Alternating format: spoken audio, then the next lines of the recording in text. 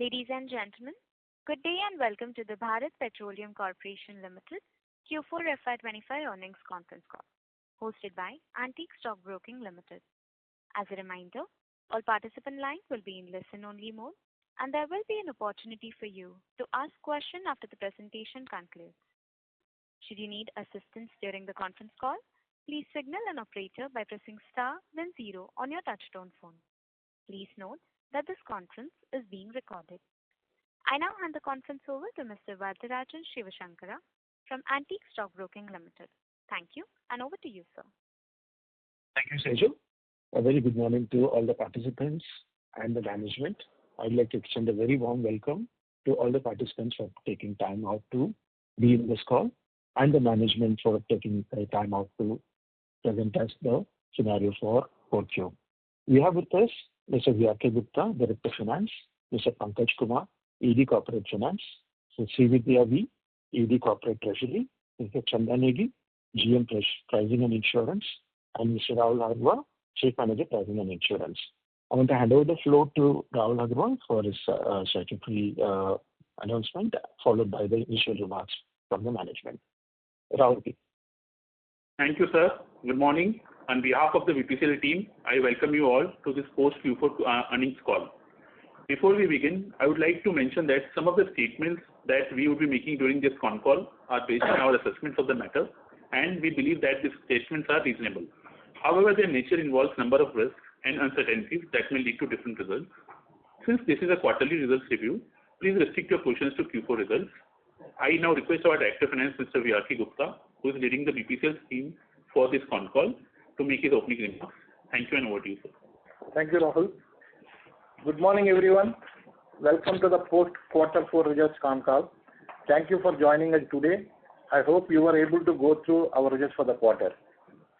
On the macro side, the IMF has revised global growth projections downward to 2.8% for 2025 from earlier projection of 3.3% and 3% for 2026, citing rising geopolitical tensions, trade disruptions, and associated spillover effects, particularly in the context of intensifying US-China dynamics.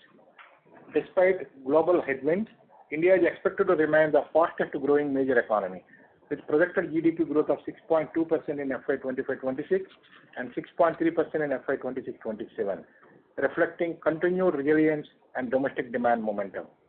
India's GDP growth is expected to range bound between 6.1 to 6.5% in FY2025-26 as per different agencies' forecasts. In 24-25, India's inflation rate moderated to 4.6. With global oil prices easing, the RBI has also lowered its inflation projection for 25-26 to 4% from earlier estimate of 4.2%. The INR and USD exchange rate fluctuated between 85.58 and 87.59 during Q4, averaging at around 86.62. In April 2025, the same averaged at 85.57, aided by weaker US dollar, China's currency devaluation, new tariff announcements, and sustained FI inflows. In terms of crude, the IEA forecasts a supply surplus of 840 BPD in 2025 and 2026, the second largest in the recent years. Meanwhile, global oil demand growth forecasts for 25 have been revised downward by 0.1 to 0.4 MPPD by major agencies, including the EIA, IEA, and OPEC, largely due to economic uncertainty from rising trade tensions. Brent crude witnessed a sharpest 7-day swing in April 2025, triggered by a fresh US tariff announcement and an unexpected OPEC Plus production hike. Prices are expected to remain volatile, with Brent likely in the range of $68 per barrel for 2025. The EIA projects India to increase its liquid fuel consumption by 0.3 MBPD in both 25 and 26, up from 0.2 MBPD in 24, underscoring India's leading contribution to global oil demand growth, primarily driven by rising transport fuel consumption. Domestic petroleum products demand grew by 4.3% in Q4, with petrol up by 5.9%, diesel up by 1.2%, and ATF up by 6.5%. Performance in Q4 of 24-25. On operation side, our refineries processed 10.58 million metric ton of crude, achieving 121% of nameplate capacity. and recorded the highest ever annual throughput of 40.51 million metric ton. The distillate yield stood at 83.59%, and product cracks for gasoline Singapore moderated to $6.02 per barrel from 6.44 in earlier period. And for gas oil, $14.26 dollar from earlier $15.05 per barrel. Accordingly, our refineries recorded a GRM of $9.2 per barrel in the current quarter at a premium to Singapore GRM of $3.16 per barrel. On the marketing side, our domestic market sales grew by 1.82% year-on-year during Q4 to 13.42 million metric ton, with record annual sales of 52.4 million metric ton. We achieved highest ever sales for lubricants of 472 TMT, including sales from our retail outlets during the year. Under gas business, we have achieved a total sales volume of 2.2 MMT, up 13.9% year-on-year during the year for CNG, PNG and bulk sales. We also commissioned 2 LNG stations at company-owned and company-controlled retail outlets in BP Avinashi, Coimbatore. This particular retail outlet has generated a sale of 71 metric ton. We continued to lead our peers in retail outlet throughput, averaging 146 KL per month, compared to the PSU average of 130 KL per month, enabled by strategic market access and robust highway presence. In April 2025, domestic LPG prices were increased by 50 rupees per cylinder. This resulted in decrease in under-recoveries on domestic LPG. The current under-recovery per cylinder is estimated around 170 rupees per cylinder. The total negative buffer as on 31st March 2025 is 10,446 crore. We commissioned 1805 new retail outlets during FY2024-25, expanding our network to 23,642 outlets. During the year, 5,546 outlets were solarized, bringing our total ROs, solarized ROs to 12,000 ROs. We are aggressively expanding our CNG fueling infrastructure with mechanical completion of 340 new CNG stations during 24-25, taking total CNG network to 2,370. We added 3,313 EV charging stations during 24-25, taking total EV network to 6563 numbers. We commissioned the Dimapur depot in Nagaland. This is our first fuel depot in the northeast, enhancing supply network connectivity in the region. In line with the government's aim to achieve energy security of the country, with a target of reducing import dependency by adopting biofuels as one of the measures, we have achieved highest ever 19.35% of ethanol blending during Q4 24-25. We are expanding our foray into non-fuel services at our retail outlets through our in-house state-of-the-art cafe brand B Cafe, where customers can experience government coffee and snacks and at the propensity of EV charging gathers momentum.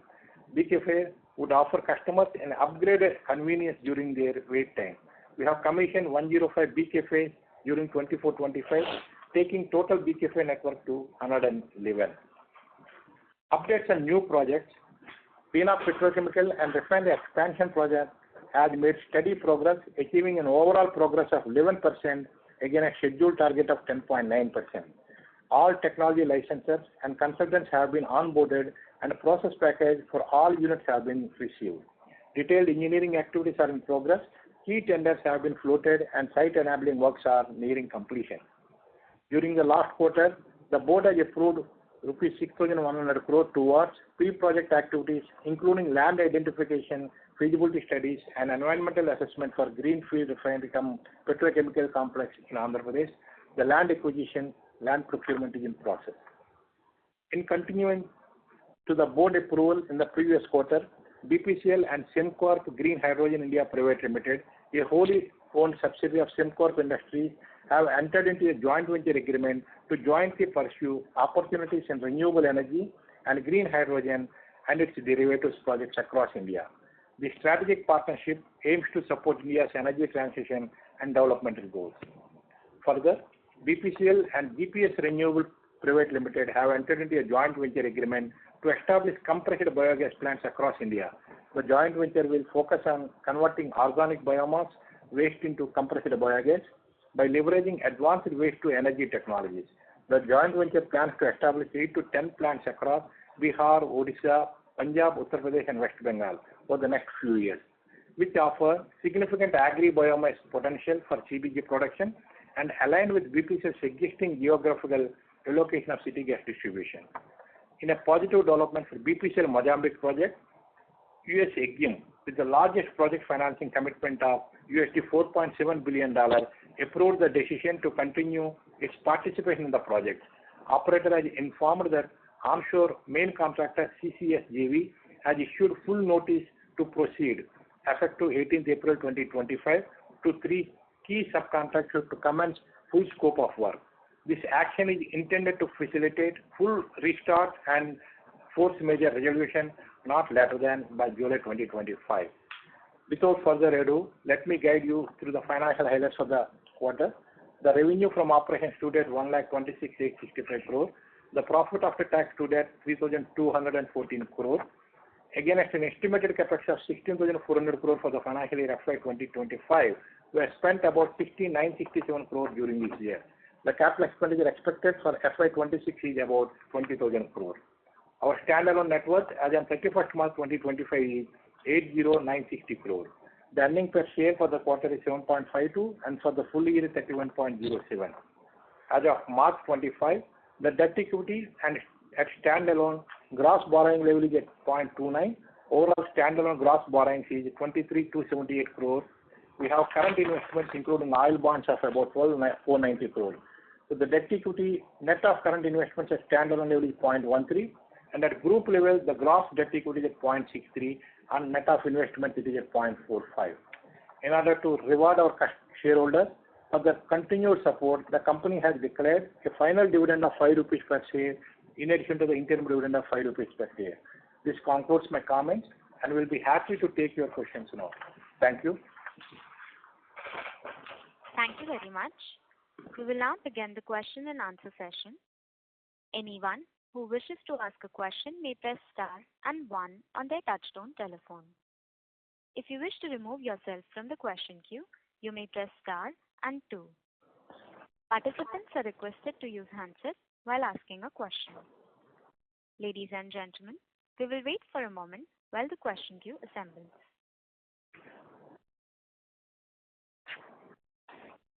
The first question is from the line of Probal Sen from ICICI Securities. Please go ahead. Thank you for the opportunity. Very good morning, sir. Thanks for hosting the call. Firstly, on the refining performance, just wanted to understand the components of this $3 plus premium that we have done. Is it fair to assume that there is some inventory gain that was there in the quarter? And the second part of this question is, did we have, if we can just tell us what kind of Russian crude percentage was there even in fourth quarter in terms of overall crude sourcing? That was my first question. Yeah. From the refining side, we don't generally calculate what will be the inventory gains because our average inventory is less than 1 month only. So we don't calculate any separate inventory gains. Generally, in the same month we procure and our throughput will be completed in the same month. So we don't calculate inventory gains separately. But however, yes, definitely the impact is mainly on account of Russian crude throughput and better refining margins. Q4, the Russian crude, 24% we have processed Russian crude out of the total throughput. Because in the Q4, the availability of Russian cargo due to the new sanctions, we could not get the full cargo requirement. So we processed 100%. But however, the current Russian cargoes, we are getting sufficient cargoes now. So that number has basically gone up in Q1, right? Yeah, right. So the second question was about the expansion projects. In terms of the thought process we had setting up yet another greenfield refinery, can we just get a little bit of sense of what the configuration could look like? What is the what kind of crude sources will be there for the refining, and what sort of timelines we are looking at for commissioning for the Andhra Pradesh greenfield project? Let me clarify. This Andhra Pradesh project is refinery come petrochemicals, not only greenfield refinery. Refinery plus petrochemicals with large petrochemical intensity. We are working 2 configurations, either 9 MMT or 12 MMT, 2 trains we are working on it till the DFR studies are going on. With a 40% petrochemical intensity we are planning broadly with 4 or 4.5 refinery products and around 3.4 to 3.8 petrochemicals. That is the basic configuration at 9 MMT train we are planning. And parallelly we are working for 12 MMT train also. Based on the final detailed feasibility reports, we will take a call whether 9 MMT or 12 MMT. So still the work is going on. Okay. One last timelines. We are working 48 months from the date of FID. 48 months from FID, as in when it will be done. FID we are expecting maybe end of 25, maybe in the month of December or November. Okay. One last question, if I may, sir. With respect to Mozambique, thank you for sharing that, there is progress and there is forward movement. But we have also taken a 17 billion rupee impairment. Can we just understand which projects this impairment relates to in this quarter? Every year we do the impairment testing again at our investment. Generally, if there is any project delay expected, because in fact we were expecting the removal of the force majeure in the last year itself. But due to various reasons, we could not uplift the force majeure. The operator could not uplift the force majeure. So due to which actually there will be slight impairment in the cash flows and valuation of mainly for Mozambique only. A little bit from the Brazil also, this has resulted into impairment. And so the Mozambique. So now, sir, we are expecting the force majeure to be lifted sometime in this calendar year. There's a decent probability.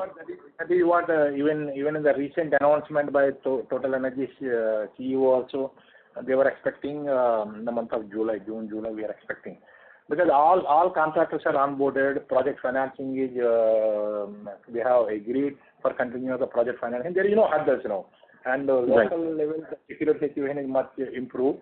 So anytime the work can restart. Great, sir. Thank you so much. I'll come back if I have more questions. Thank you and all the best. Thank you. The next question is from the line of Sabri Hazarika from Emkay Global Financial Services. Please go ahead. Yeah, good morning and congratulations on a good set of numbers. So just a bit more on the refining margin side. So we could understand, you have less than 1 month of inventories. But is it the same across all the refineries, or for Bina it is higher? Because I think Bina reported GRM was close to $15. And if I look into the various cracks and all, so sequentially it has come down only. And OSPs have also expanded. Russian discounts have also fallen to 24%, like you have said, Russian crude share. So it's the same impact across all three refineries, or there could be like something related to inventory, especially on Bina? No. Actually, three refineries configurations are totally different. Like for example, if you take Bina can take more low sulfur crude and more Russian Urals we can process. Whereas in terms of Mumbai refinery we cannot take more than 15% of Russian crude. So that all depends on the refinery configuration. So that is the reason always our Bina refinery GRMs are higher as compared to our own refineries of Mumbai refinery. That is one reason. And second is even the yields, if you see the Bina diesel yield is more than in terms of percentage compared to other refineries. So this always results into higher GRMs for Bina. And it is inland refinery, if you see the structure, RTP structure, the realization will be slightly higher in Bina as compared to Mumbai refinery. Right, sir. So in terms of refining margin guidance, so if we consider these Q4 yields to say sustain over the next 1 year, so are we seeing like $9 GRM, or you think it could be like some other range? Some guidance on the GRM based on the current cracks? No, it depends. It depends various factors. One is definitely the crude prices and spreads. Even if we assume the spreads will continue at the same level, one can give actually safely assume $7 to $9 range of GRMs. If the spreads are continuing like this, if the Russian crude is available at 34%, if we can process and having a discount of $3 to $4, which are the basic parameters. If these parameters continue, then definitely one can safely assume refining margins will be on a better side. Right, and $3 to $4 is the current discount of Russian or is it like $3, around around 3 you can take 3.1, 2.8 around. Every month it varies. Some in the recent month it is coming around $3. right? And this light heavy sweet sour, that has also become more favorable now that OPEC is raising production, or with respect to impact on Kochi refinery in particular? Kochi refinery, but definitely it will have a good impact on Mumbai refinery. Kochi anyhow we take more Urals only. Okay. So Mumbai refinery will see some benefit from increasing OPEC production. Hello? Yeah, right. Right. And just one small question on the marketing side. So you mentioned 170 rupees is the current under recovery, and I think LPG prices have also been quite sticky. It's not fallen to the extent crude has fallen. Right. So how do you see the overall cash flow scenario, given that you'll be doing 20,000 crore number, and of course now you're making exceptional margins in petrol, diesel. But any sense on are we at a comfortable level, or do we see debt going up or anything of that sort? No, even if you see for 24-25, even after absorbing of LPG under recovery, our cash flow will be how much? Around 13 plus 2, 15, so 22,000 is the gross cash inflow, and 4,000 crore we have distributed as dividend. 18,000 crore is cash flow, and our capex is almost 17,000 crore. So similar level, even we have a good capex numbers for next year of 20,000 crore. We are hopeful there won't be any pressure on incremental borrowings. Maybe 1,000, 2,000 crore here and there, maybe there may be incremental borrowings. And at least this year, we are very hopeful there should be some mechanism in terms of LPG recoveries. Right. Some action you are expecting in terms of LPG, right? Okay. Yeah. Okay, sir. Thank you so much and all the best. Thank you. The next question is from the line of S. Ramesh from Nirmal Bang Equities. Please go ahead. Thank you very much, and congratulations on your results. So if you go back to the question on gross refining margins, sequentially the GRMs have improved across all the three refineries. So is it a function of the yields, or is there some benefit from the secondary processing units or the crude slate? How exactly explains that increase in the 4Q margins compared to 3Q of FY25? Yeah, a couple of things. One is, if you see Q4, our refinery throughput is almost 10.5 at MM. This is the highest ever throughput we have done. The plant reliability is much better as compared to Q3. There is no shutdown issues. There is no reliability issues. Our throughput is much better compared to any other quarter. And second is, even the yield is on the lower side, but overall, due to the spreads, good spread, and good diesel output in the entire product portfolio, we could generate a good GRM during this year. And Russian discounts have helped in GRM. Okay, so if you look ahead to FY26 based on the current retail spreads and the current refining margins, is there any other lever you have in terms of growth in your EBITDA and profitability for FY26 as you look at the portfolio, including the industrial products other than petrol and diesel? No, FY25-26, everything depends on the crude prices, how it moves. At least in the short term, 3 months or 6 months period, we are hoping the crude will be hovering at this levels only. There is no reason to increase the crude prices much beyond 70 levels, maybe 65 to 70 range or 60 to 65 range. It will continue. As long as crude is at this particular range, definitely the margin side, it is helpful for the OMCs. Okay, so on the CGD business, can you give us some sense in terms of what are the assets capitalized and how do you see the P&L for the CGD business moving on your standalone GAs over the next 1 to 2 years? So our total expected capex for all the 26 GAs is put together, the total commitment is 47,000 crore. But this is over a period of 8 years. But already till date we have spent around 7,600 crore already we have spent. And this year for 25-26 we are approximate 2,000 crore we are capital for CGD business. One good thing is that in the CGD the volume growth is very good. In the current year itself, 24-25, the CNG sales itself is 81% increase in terms of the volume. So this is one particular segment, the volumes are growing. and our capex is also continuously as per the plan minimum work program we are achieving, at least in terms of CNG and industrial customers. We are a little bit behind in terms of PNG connection, but however, the overall we are expecting good volumes and good expansion going to happen in CGD. Thank you very much, and join the queue. Thank you. The next question is from the line of Mayank Maheshwari from Morgan Stanley. Please go ahead. Yeah, thank you for the call, sir. Two questions from my end. One was related to fuel marketing.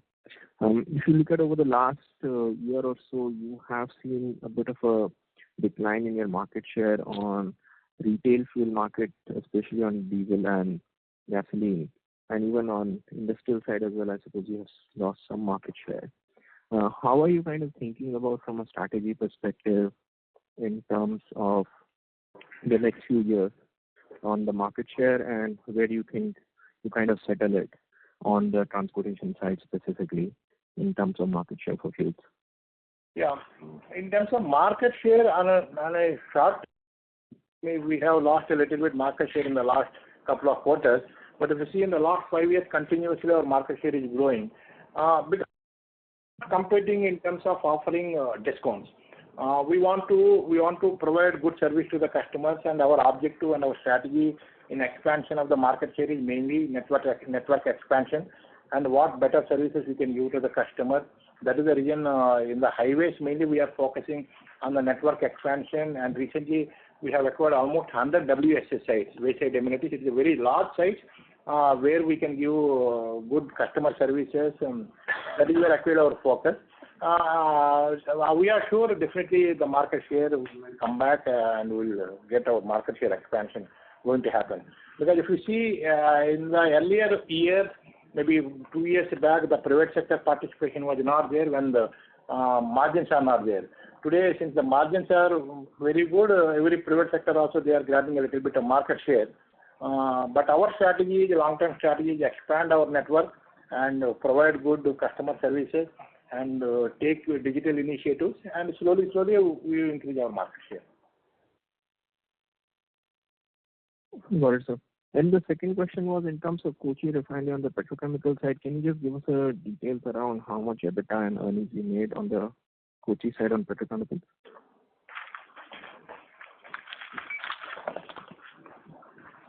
So PDPP, the production during 24-25 is 251 TMT. It's almost 76% of capacity utilization. Last year it was only 233 TMT, almost 10% increase in terms of the PDPP production side. And gross production margin for petchem was around 579 crore, means it is additional $0.55 per barrel. The contributed PDPP petrochemicals unit is contributed $0.55 per barrel for the refinery for the year. Got it. Thank you. Thank you. The next question is from the line of Sumit Rohra from Smart Sun Capital. Please go ahead. Hi, sir. Good morning, and thank you for the call. And sir, I would like to start by telling you that it's been a commendable performance. Especially if you look at the LPG under recovery, what we observed. Now, sir, I have a question very clearly, as an investor on this point. I mean, if you see in FY24, we reported a profit after tax of about 25,000 crore. And in this financial year, you reported 13,000 crore after absorbing about 10,500. So, sir, is my understanding correct that, our profitability, including LPG, because obviously it's a control product, so government will compensate you. It's just a matter of time. So can we say that now, our profits have reset to a new standard, and, we can assume that the profits which you reported over the last 2 years are sustainable profits over the next couple of years, sir? That's my first question. Let me clarify. For FY23-24, the profits are high mainly because of the spreads. That year, if you see, the GRMs are around $14 per barrel. That time, during the particular year, the Russian discounts are around $8 per barrel, and the spreads are very high. I don't think that particular ecosystem will continue for a longer period of time, but this year is moderated. In terms of spreads also, it has come to the closer to the last 10 years average spreads, it has come to that. And reasonably, the Russian discounts are come down to $3 per barrel. If these two parameters continues, definitely the refining margins will be better, and the profitability, we can say, it has maybe somewhere around a better level compared to the earlier years. Okay, and sir, on the LPG under recovery and the compensation, can you throw some light on, when do you expect some amount of compensation from the government, sir? We are hopeful some mechanism definitely, because after increase of 50 rupees, now the under recovery has come down every month. We are expecting around 650 to 700 crore per month for BPCL. And we are hopeful some mechanism will be put in place so that maybe on quarterly basis we can get the reimbursement whatever under recovery. Okay.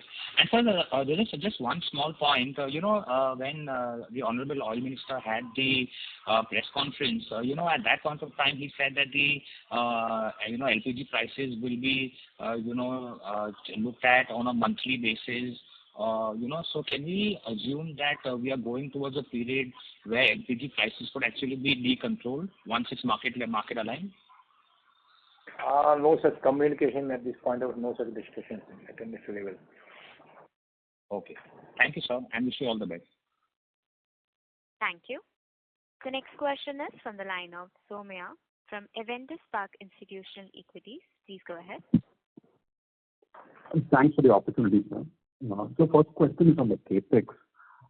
Can you help us with the run rate? You said this year it is 20,000 crores. How would it kind of move in the next 2-3 years? And also, in terms of projects, if you can give a broad split, Bina, how much have we spent so far? How much is remaining? And for the greenfield, when will the capex start ramping up? This year, our target for capex is around 20,000 crore. Maybe around 17,200 crore is the direct investment, around 2,700 crore is equity investment through our JVs. So current year run rate, we are expecting around 20,000 crore for capex. But next year for 26-27, we are expecting the capex will be 25,000 crore, and then the subsequent year we are expecting around 30,000 crore. So from there, I feel that peak capex for Bina refinery will happen. Otherwise, this year 20, next year 25, and subsequent year is 30,000. Broadly, the major capex investment will go for CGD and our Mozambique expansion and Brazil expansion, and for petrochemicals. These three are major areas our capex allocation is going to happen. And current year, out of 20,000 crore capex, we have allocated around 5,900 crore for refineries, and pipelines around 2,400 crore, and marketing 5,600 crore we have allocated, out of which 2,500 crore is for RO expansion, which is the broader capital allocation for this year. Helpful, sir. One question. So this 20,000, 25,000, this 20,000, 25,000, and 30,000. Within this, are we including anything for the greenfield, or the greenfield will come at a later stage? If AP refinery, we are not yet included anything because once FID is approved by the board, then we will have the scheduled capex plan.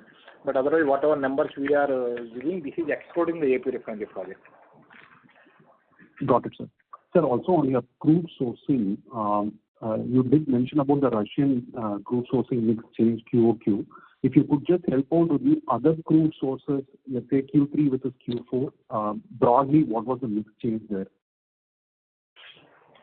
Q3 Russian was 34% and Q4 it is 24%.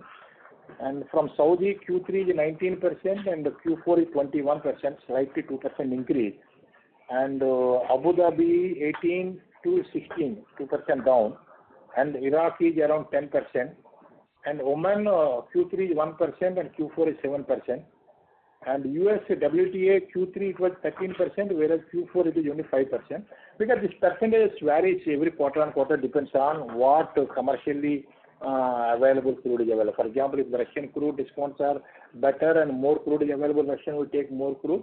If WTA discounts are available commercially, which is feasible for the refinery and which gives more value to the refinery, accordingly we take those sources. These sources varies every quarter on quarter. Sure, sir. The detailed breakup is quite helpful, sir. Just one small clarification on the petchem margin, gross margins that you said. At EBITDA level, would it be positive, sir? At gross margin, you said 579 crores. At EBITDA level, would it be positive, sir? EBITDA level positive. EBITDA level is definitely positive. But after depreciation, including the marketing margin, it is positive. No. Helpful, sir. Thank you. Thank you.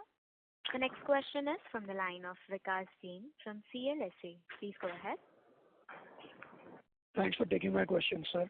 Sir, I have two of them. Firstly, on Mozambique, now that the project's possibly looking like it's coming back to life, assuming that the July timeline holds in terms of work starting, could you please kind of give a sense of how things are likely to progress in terms of timeline?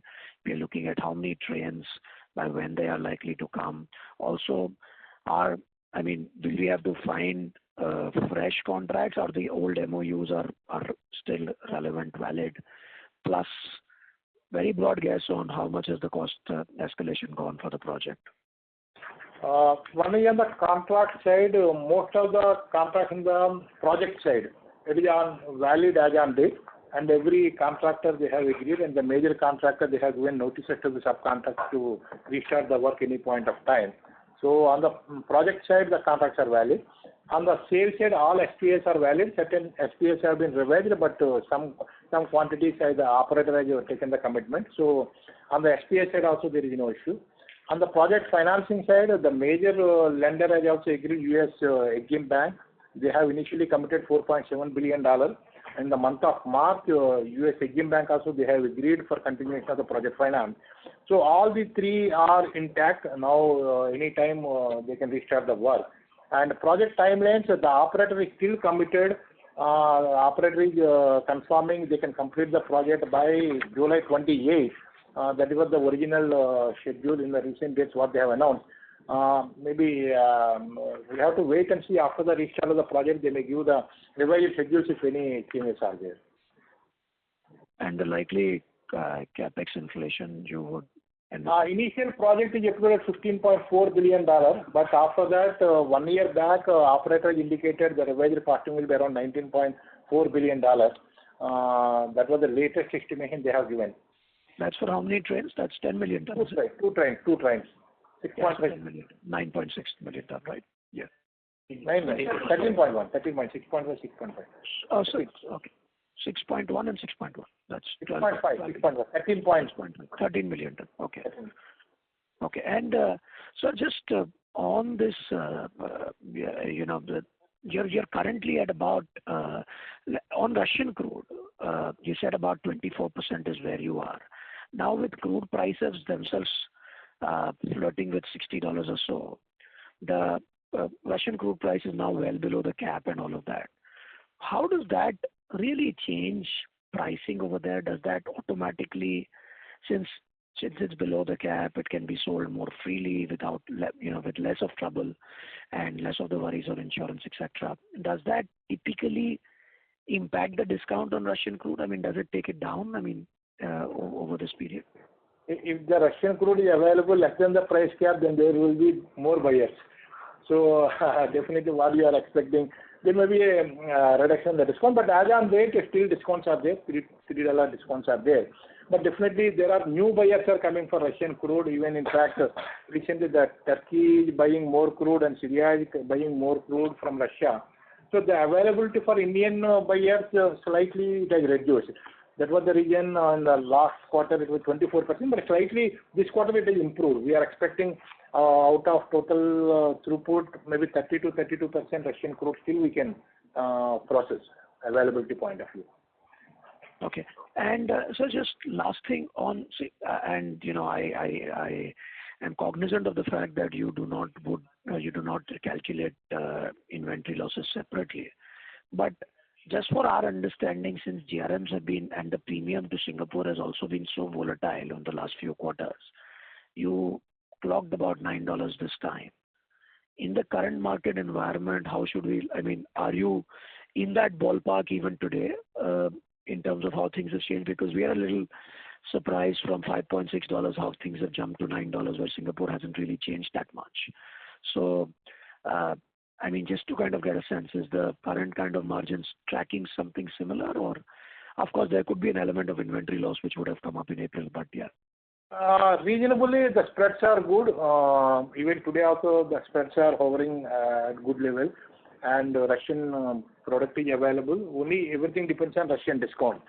If Russian discounts are still continued at $3, $3.5, refining margins will be better because our throughput of Russian is almost 34%.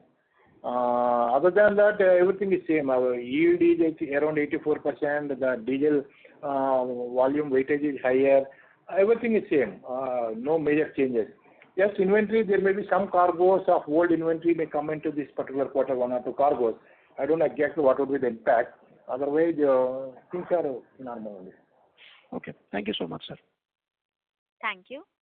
The next follow-up question is from the line of S. Ramesh from Nirmal Bang Equities. Please go ahead. Thank you very much for the follow-up.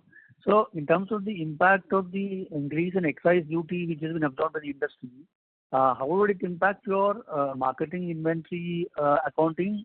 And secondly, if you look at the CGD business once again, is it possible to tell us, what will be the delta in terms of EBITDA over FY26-27? Will it be meaningful or will it be more like FY28 in terms of the forward estimates? So this revision which happened on the excise duty was post 31st of March, and hence it will not have any impact. At least it did not have any impact on the results of the 31st of March. So this is only a post-April event, and hence that has not had any impact. No, I was asking more about the current quarter or for FY26. Because the sale price is same, whatever excise duty, additional excise duty we have observed, to the extent the margins will be lower. Okay. And on the CGD business? CGD business, what was your question on the CGD business? So we just wanted to get an idea in terms of what is the delta in terms of EBITDA for the company from the standalone GAs in FY26 and 27, and when do you see that making a meaningful impact in terms of your results? As of date, the EBITDA contribution from the gas business is not very significant because still we are in the capex mode and expansion mode. But the volumes we are getting this year, we have in the CNG I can give. So EBITDA contribution wise is not very significant. Only we have to wait and see. Maybe 27, 28. That is where we are expecting entire our MWP will be completed, and significant volumes will come so that we can have a significant EBITDA contribution from 27, 28 onward. Otherwise, in terms of the volume, around 2.3 million metric ton of business we have carried out, either directly in our GAs or in our retail outlets of other GAs, including the bulk sales. Okay, EBITDA contribution is not significant this year. Okay, sir. Thank you. Thank you. The next question is from the line of Kirtan Mehta from Baroda BNP Paribas Mutual Fund. Please go ahead. Thank you, sir, for this opportunity. After the write-off, what are the carrying value for the Mozambique projects in our books? And what is the capex that we will have to contribute after the project start? Could you also remind on that? For Mozambique, the total investment already we have made $2.3 billion.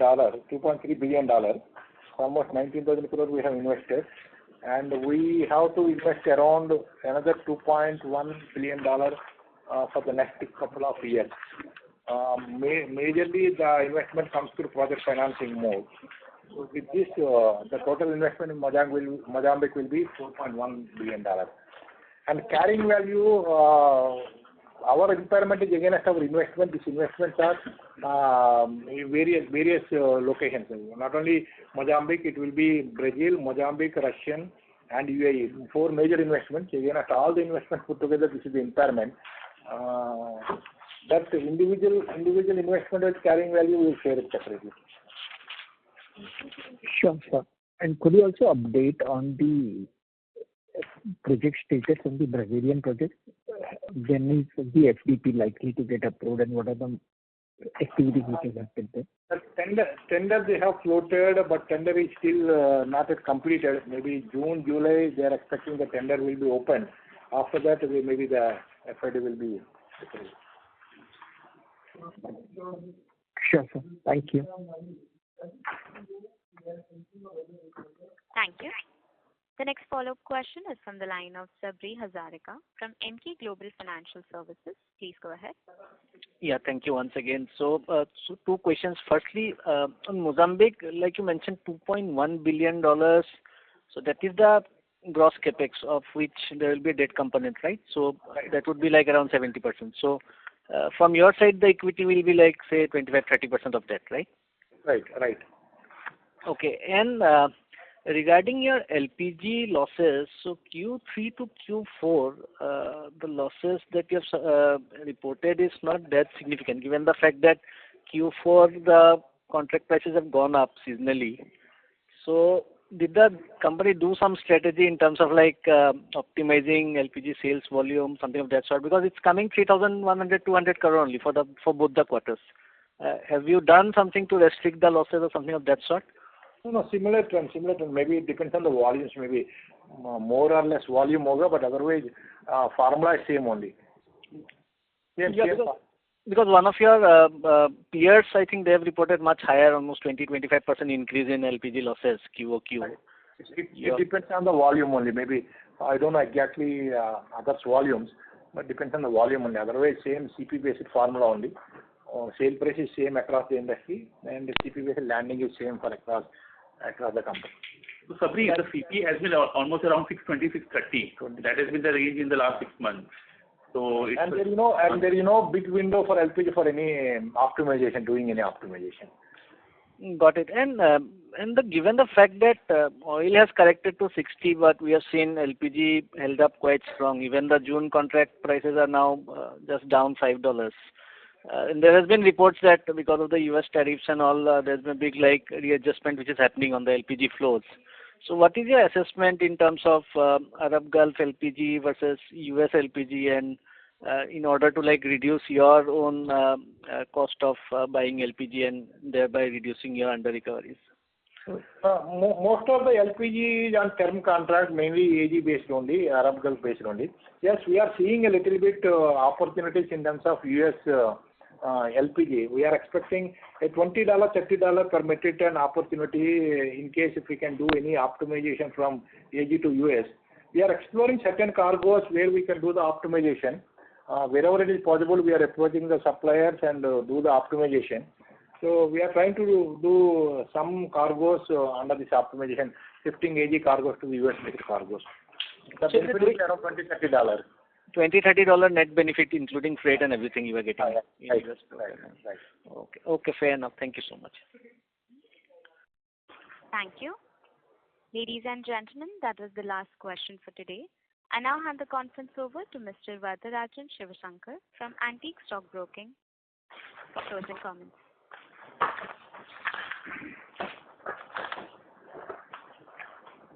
You mentioned 340 outlets added during the year.